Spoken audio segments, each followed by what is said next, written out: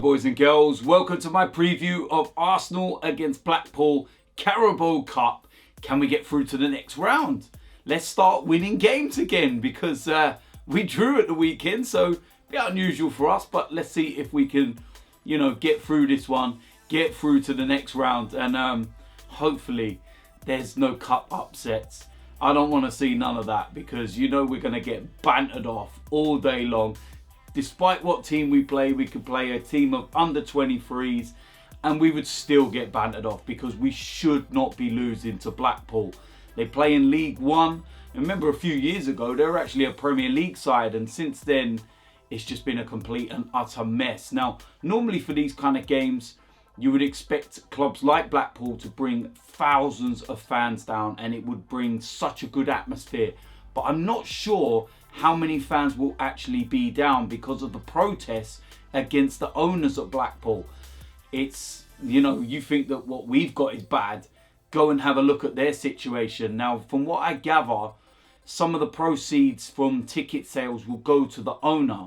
So Blackpool fans boycott it. They simply don't go because they will not put a penny in the owner's pocket. Fair play to them. They are really, really trying to get this guy out. And it just isn't working at the moment. And they just can't get rid of him. But listen, we're still going to have to, be careful what happens on the pitch. Because, they could catch us out cold. And if we're not on our game, they will. And there will be that upset. In terms of them in League One, they sit 12th in the league. Now, they've played 14 games. And what's key about this is that they've only lost 2 games. They've won 5. But they've drawn 7. So they seem to be a bit of a draw specialist. Of course, with this game, there won't be a draw. If it is after 90 minutes, it goes straight to penalties. So somebody has to win. I don't want it to go to that. I don't need it to be going to penalties or anything like that. I want to get the job done. I want us to be professional. And let's see if we can get through to the next round. Like I said, I don't even know what round this actually is. We start later than other clubs because we're in Europe. Same with the likes of Manchester United and everyone else. So we get that extra, bit of leeway because of European football. But yeah, the Carabao Cup is kind of, the competition that everyone kind of, looks down on, doesn't really, take it too seriously, get the squad players some minutes and everything else. But you got to remember, last year we actually got to the final. I don't want to talk too much about the final because we got slapped by Manchester City. But, it is a good competition to try and, give some of the fringe players some minutes and some of the youngsters some minutes as well. And, looking at my 1 to 11, that's what I'm going to try and go with. So with that said, I'm going to go and get into my predicted lineup. And in terms of lineups, this is probably one of the hardest that I will actually predict. I know that Unai Emery has predominantly gone strong in all competitions, Carabao Cup, Europa League, Premier League, everything else. But I feel that with the fact that we played 3 games in 6 days, we got Liverpool on Saturday, I don't think that he's going to be playing some players. I think some of them need a bit of a rest. And it is a chance for the youngsters to get, a few minutes and some of the fringe players. Although that said, I do actually think that we may have a few main players on the bench, just in case it's going wrong and we have to change things around. But yeah, we will wait and see. Like I said, this is my predicted 1 to 11. In goal, Cech. It's pretty clear now by the decision at Crystal Palace with keeping Leno in goal that he is the Premier League goalkeeper, and Cech, he's going to now play in the Carabao Cup and the Europa League. And just like Leno did at the start of the season, Cech is going to have to bide his time, wait for a drop in form, injury, before he gets back in the side in the Premier League. So yeah, for this game, Cech. Going to move into the defensive area. First of all, at right back, we're going to go with Stefan Lichtsteiner. Pretty straightforward decision. And it'd be interesting to see whether he's playing this weekend against Liverpool because Hector Bellerin has picked up an injury and we don't actually know what's going on with that. Lichtsteiner would play this game anyway, and I don't think that even if Hector's out at the weekend and Lichtsteiner's starting that one against Liverpool, he will miss this anyway. So Yeah, pretty straightforward decision, and that's Stefan Lichtsteiner. Going to move into the central defensive areas, and first of all, I'm going to go with a young lad called Cech Medley.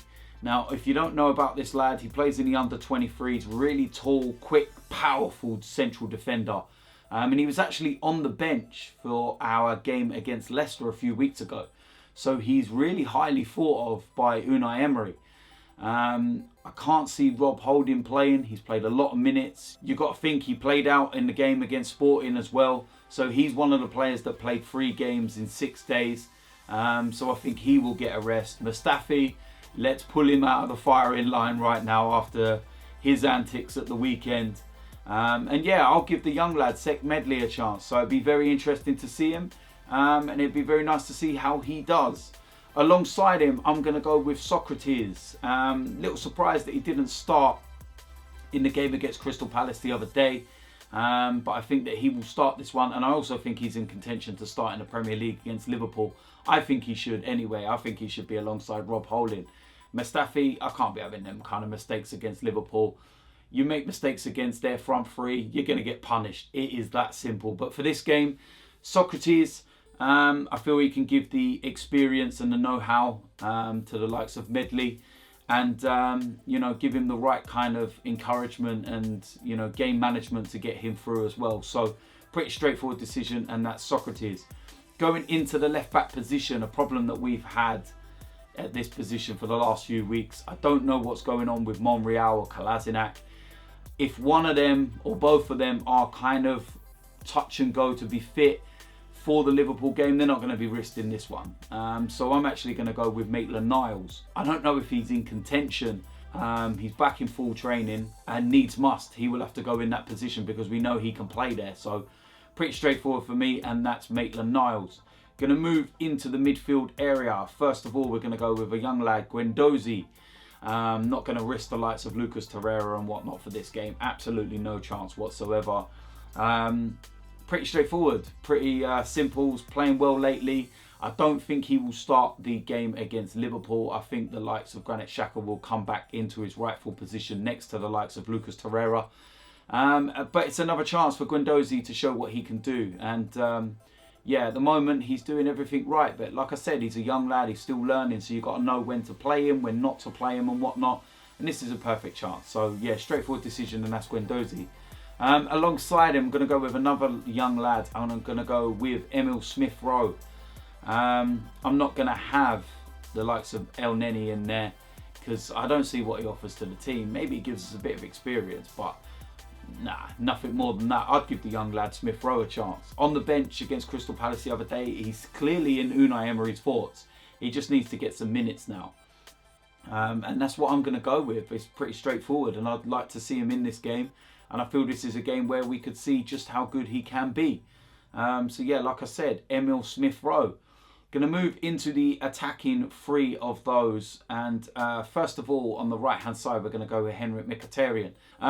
Been kind of hit and miss this season. More miss than hit. He's getting a lot of minutes and a lot of chances, but he doesn't seem to be grasping them. So I don't know whether he hasn't adapted to Emery's style yet or whatnot, but he's going to have to start taking these chances. He's going to have to start showing us what he can do. Whether he can do the Henrik Mkhitaryan from when he was at Dortmund, or whether it's the Henrik Mkhitaryan where he was at Manchester United. But I know which one I'd rather see, and that's the one at Dortmund. But it's a chance for him, and we will see how he gets on, and that's what I'll go with, Henrik Mkhitaryan. On the left-hand side of that 3, I'm going to go with Danny Welbeck. Pretty straightforward. He's banging in the goals this season. Doing exactly what he needs to do when he plays in these kind of matches, Carabao Cup, Europa League, etc. And he can just keep doing what he's doing. That's all he can do. And then wait to see if there's an injury or a dip in form with the likes of Lacazette or Aubameyang. And then he may get his chance in the Premier League. But at the moment, these are his kind of games, and he's going to have to play in these ones. So pretty straightforward decision, and that's Danny Welbeck. In the middle of the 3, in the kind of number 10 role, I'm going to go with Aaron Ramsey. Again, pretty straightforward decision. Mesut Ozil's going to come out because he'll be playing against Liverpool. Aaron Ramsey, I don't think he's going to let the contract situations worry him too much. And I think he's going to be professional about it. And you know, it's a good chance for him to get some minutes and to try and force some decisions under Unai Emery and see what he does. But yeah, pretty straightforward, and that's what I'm going to go with. Aaron Ramsey. Up front, as the main striker, I'm going to go with Eddie Nketiah. He hasn't really had that much of a chance, but I feel this is the perfect game. Take out Lacazette and Aubameyang, maybe keep them on the bench just in case something's going wrong. But yeah, pretty straightforward decision for me, and that's what I'm going to go with, and that's Eddie Nketiah.